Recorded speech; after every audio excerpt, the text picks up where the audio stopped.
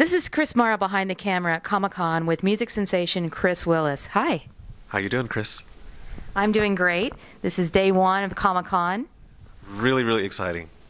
This is your first time to a Comic-Con convention, any type of comic book convention. First time ever, and it's way beyond what I expected. People everywhere, like little ants in costumes, and lots of product. So it's really exciting. Anybody that you saw in costume that really caught your eye? I haven't seen many costumes. I've just seen regular people with banners and bags, and I'm like wondering how they're going to get all those bags in their suitcases on the way home. And you're performing here at Comic-Con. Yep, performing tomorrow night at Flux, and it's going to be a really, really incredible event. What are you going to be singing? I'm going to do some of the big hits. I've got one record that is really, really my favorite, and it's called Too Much in Love. It's coming from my first EP, Premium Songs from the Love Ship, and I'm really proud of it. It features a Lenny Kravitz sample. We'll do Love Is Gone, Love Don't Let Me Go, and Getting Over You, all the big songs. Now, you have over 200 views on YouTube. How has YouTube really changed the music industry? YouTube is incredible because it brings the music and the performances right to your house. You don't really have to leave to really see your favorite fan or hear your favorite song, and you can comment immediately, and this is really incredible because it gives you immediate feedback as an artist, what people think, and it's revolutionizing the industry, I think.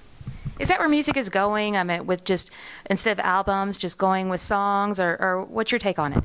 Well, that was one of the challenges we faced when I put together Premium Songs from the Love Ship Volume 1.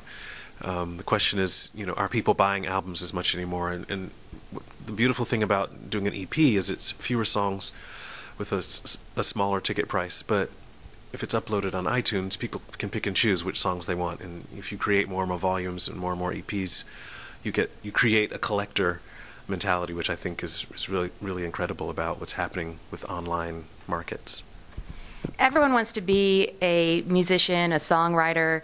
Do you think that anybody can be one?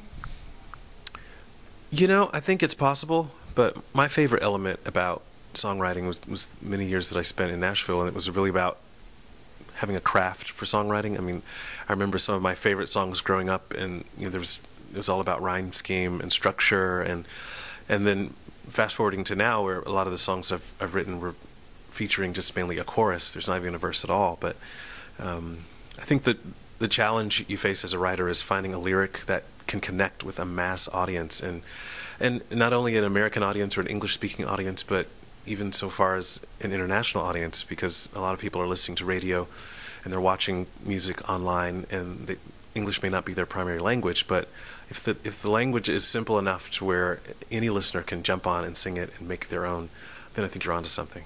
Well, your songs seem to be international, to where someone in the United States can relate to it, and someone in Japan can relate to it.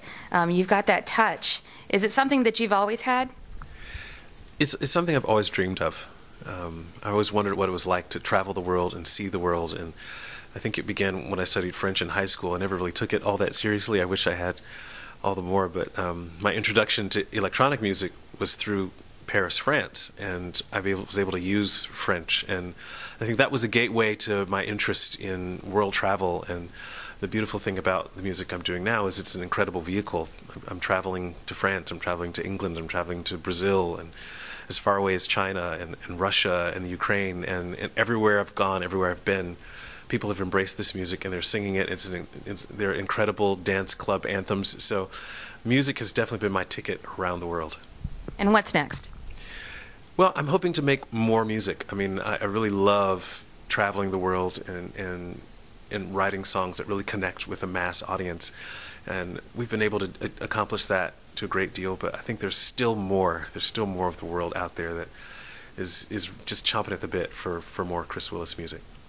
Well, I'm chomping at a bit to maybe get you to sing a little bit, just a tiny little bit. Sure.